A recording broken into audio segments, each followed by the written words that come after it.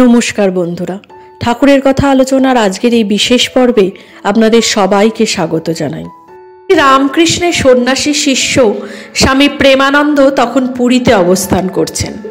একদিন জগন্নাথ মন্দিরের সামনে তিনি দেখলেন কয়েকজন খ্রিস্টান পাদ্রী যিশুর মহিমা কীর্তন ও খ্রিস্ট ধর্ম প্রচার করছেন এবং চারদিকে বহু লোক ভিড় করে তাদের কথা শুনছে। সেই ভিড় দেখে স্বামী প্রেমানন্দ দাঁড়িয়ে পড়লেন। পাদ্রীদের কাণ্ড কারখানা দেখে হঠাৎ করে তার মনেও স্বধর্ম চেতনা জাগ্রত হয়ে উঠল। তিনিও শ্রোতাদের মধ্যে মিশে গিয়ে গলা উচ্চগ্রামে তুলে হরিবোল হরিবোল হরিবোল করে চিৎকার করতে লাগলেন এবং সঙ্গে সঙ্গে সেখানে উপস্থিত সাধারণ মানুষও তার সঙ্গে গলা মিলিয়ে হরিবোল দিতে লাগলো। পরিণামে পাদ্রীদের প্রচার সভা সহজেই ভেঙে গেল। প্রেমানন্দজি সেদিন যে সাহস ও স্বধর্মপ্রীতি দেখিয়েছিলেন তার জন্য সকলেই তার প্রশংসা করতে লাগলেন ও তাকে অভিনন্দন জানালেন। এই ঘটনার কথা উল্লেখ করে স্বামী গম্ভীরানন্দজি তার শ্রী রামকৃষ্ণ ভক্তমাল্লিকা গ্রন্থে লিখেছেন, শেষ পর্যন্ত প্রেমানন্দের ভাগ্যে কিন্তু আসিল বিজয় উল্লাসের পরিবর্তে গভীর বিষাদ। রাত্রে তিনি দেখলেন ঠাকুর স্বপ্ন দিয়ে বলিতেছেন, হ্যাঁ রে, ওদের সভা ভেঙে দিলি কেন? ওরা তো আমার নাম আমার কথাই প্রচার করছিল। কাল ভোরে উঠে গিয়েই ক্ষমা চাইবি ওদের কাছে। বাবুরাম মানে স্বামী প্রেমানন্দ প্রত্যুষে উঠেই শশব্যস্ত অন্বেষণে নির্গত হলেন এবং বহু কষ্টে খ্রিস্টান প্রচারকদের বাটির সন্ধান পাইয়া ক্ষমা চাইয়া আসিলেন। বেথেলহেম থেকে কামারপুকুর যদিও বহু দূরের পথ এবং সময়ের বিচারে দূরত্ব যদিও প্রায় 1800 বছর, কিন্তু জীবনধারা ও ঘটনাধারায় যিশু অবতার ও শ্রী রামকৃষ্ণ অবতারের মধ্যে একটা প্রত্যক্ষ যোগসূত্র ও অভেদত্ব লক্ষণীয়ভাবে সুস্পষ্ট। শ্রী রামকৃষ্ণের আরেকজন সন্ন্যাসী শিষ্য স্বামী শিবানন্দজি তার শিবানন্দ বাণী গ্রন্থে বলেছেন, যিশু ছিলেন সন্ন্যাসী রাজা, ত্যাগের জ্বলন্ত মূর্তি। আদর্শ সন্ন্যাসী না হলে তার অতি আশ্চর্য লোকাতীত জীবন ও অপরূপ উপদেশ বোঝা বড়ই কঠিন।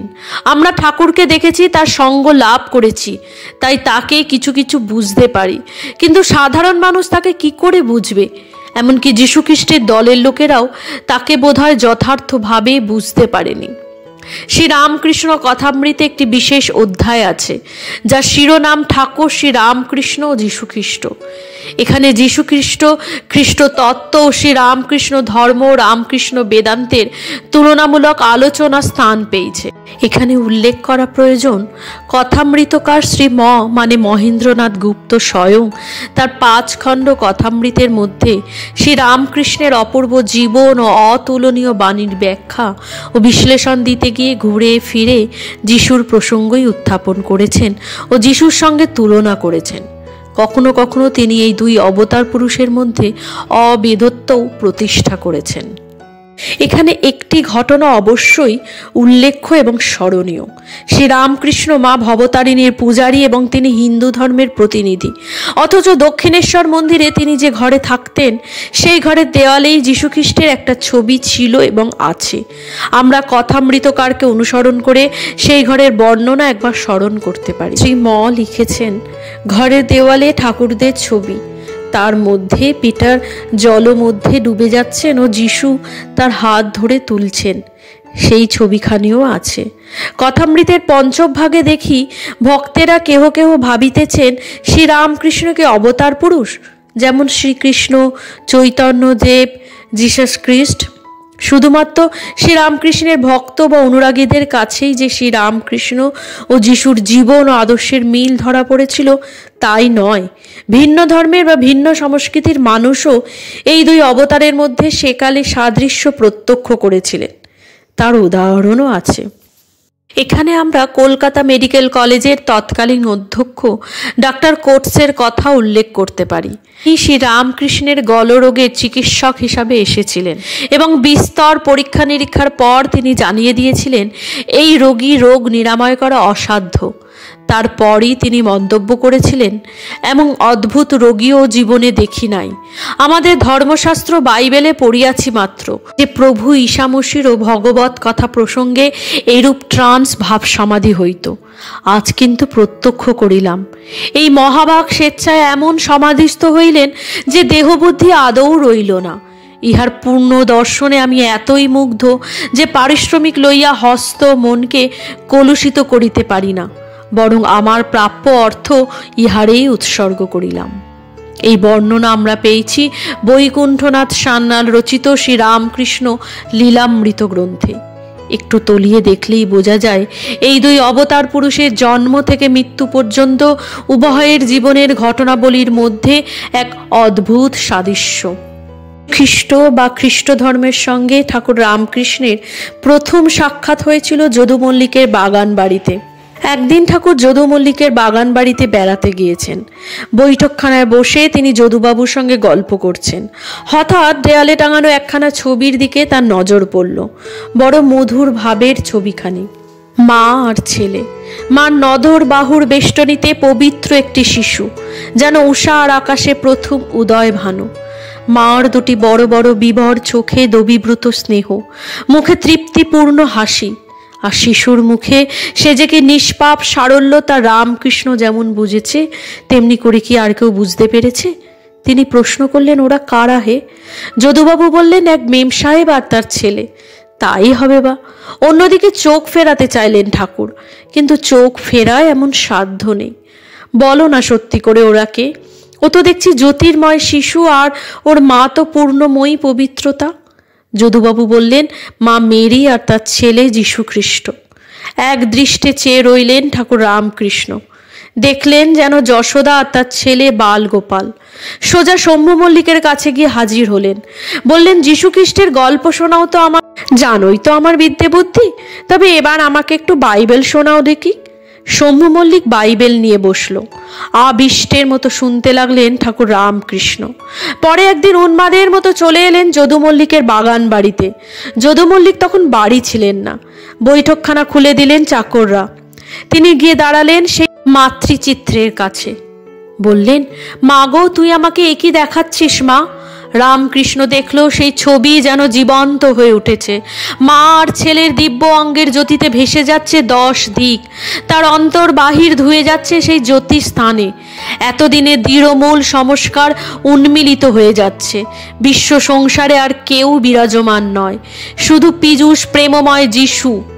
দেখলেন এ ঘর যেন গির্জা হয়ে গিয়েছে। নানা ধূপ দীপ মোমবাতি জেলে ব্যাকুলতার মুখমূর্তি হয়ে প্রার্থনা করছে পাদ্রীরা।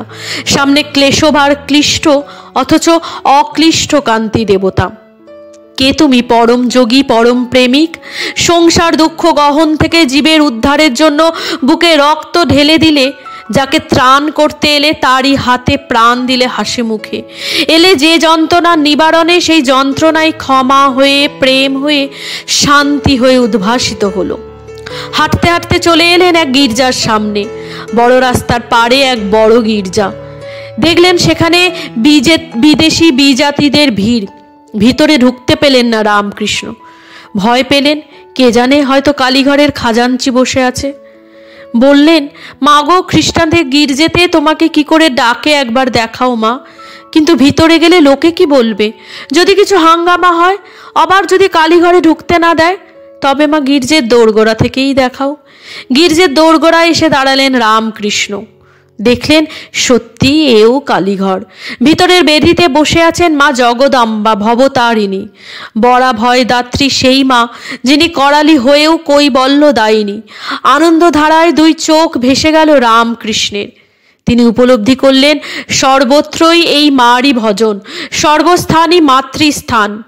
কাজলের ঘরে বাস করলে গায়ে কালি লাগবেই, কিন্তু কোথাও আর কাজলের ঘর নেই, সর্বত্রই কালী ঘর। 3 দিন থাকলো এই খ্রিস্টান ভাব।